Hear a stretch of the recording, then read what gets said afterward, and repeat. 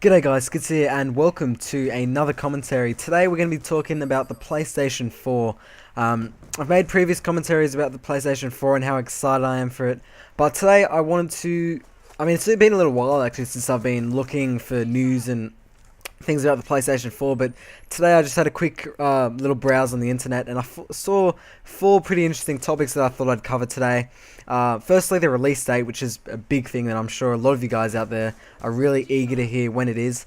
Second of all, the graphics, and third, the games that are going to be on the PS4, and fourth, the actual controller design. So let me start by saying that none of this is 100% confirmed. Some of this is just rumors, and I thought I'd just chat about some of this stuff with you guys and give you guys a quick idea of what I'm excited for in the PlayStation 4. But I noticed today, I wanted to mention this, I noticed this today when I played FIFA and a bit of Black Ops 2, that we really do need a new console. I've said this before and I'm going to say it again.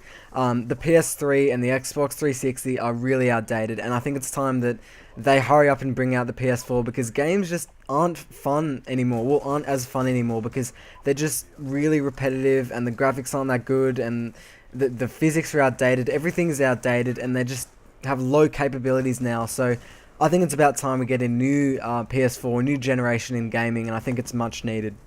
So anyway, let's talk about graphics first up and the capabilities of what they potentially can do with the PS4. So these are some specs that have been released, not 100% sure if they're true, but just something to at least talk about and think about. So firstly, the system memory, which I believe is basically just RAM, 8 gigabytes. So that's generally the medium sort of, I guess that's top end for a lot of computers these days, 8 or 16 I suppose, so that's good. That means we can multitask and all that sort of stuff. 8 is fine, and I'll have the comparison hopefully of the PS3 and the PS4 on screen right now. So next is the video memory, which is 2.2 gigabytes, the CPU, which is a ×4 dual-core AMD 64, and that's essentially 8 cores, so that's pretty powerful. If I'm not great with specs, but I'm pretty sure that's really good. The GPU is an AMD R10XX. Don't know what that means. Hopefully some of you tech-savvy guys might be able to translate and tell me if that's actually good or not, because I'm not sure. The ports, now for me this is quite a big thing, because I do like to watch a lot of shows and Blu-ray DVDs, shows from my external hard drive onto my PS3, so they're bringing out 4 ports and all of them are USB 3.0 as opposed to 2.0 I believe the PS3 was, so that's really fast. And of course we have 2 Ethernet cables, so the port's a little bit of an upgrade there, and 3.0 USB is pretty fast if I'm not mistaken. Drive Blu-ray, so they're going on with the good old Blu-ray. I love Blu-ray personally because that was one of the big selling points for me with the PS3. I do love Blu-ray. The hard drive, I'm guessing this is just the classic original one that's going to come out. 160 gigabytes, so that's quite a lot of space. I don't think we'll be needing too much more than that. The audio output is HDMI and optical 2.0, 5.1 and 7.1. So if you guys aren't too good with technology, basically all these specs that I listed, if I'm not mistaken, are pretty good. The audio output's great, just as I mentioned just then. 7.1 is always pretty good. So yeah, the graphics and the capabilities of what they can do is pretty good. Like, that is, to get those specs on a computer these days, that would cost you a lot of money, and that's pretty high tech. So they'll be able to really stretch the capabilities to what they could do on the PS3, so that's really exciting for me.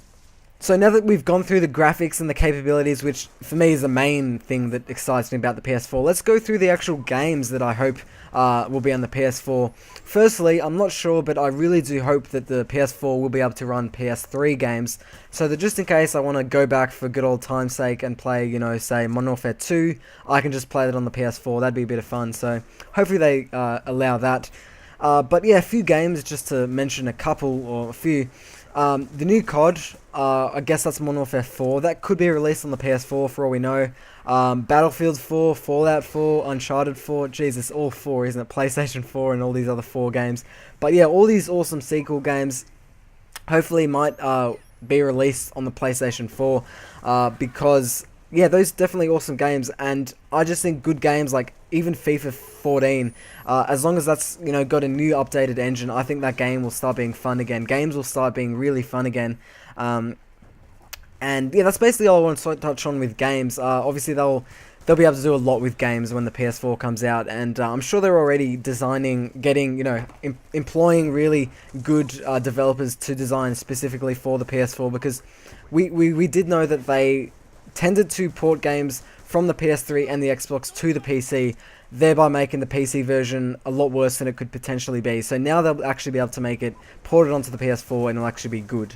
Anyway, I'm going off on a bit of a tangent here. Let's go on to controllers. So the first thing that I noticed when I researched the controllers, apart from the looks, which there was a lot of leaked images, but I don't think any of them were real, but the first thing that was interesting for me is that a touchscreen feature, not where you have to actually touch to click X or something, just to be able to bring up like a text chat or something like that, just for a much easier way of communicating. I've always wanted that on the PS3. I know you can buy like a little add-on, but now if it actually comes with the controller, I reckon that'd be really good, just being able to talk to people and communicate easier.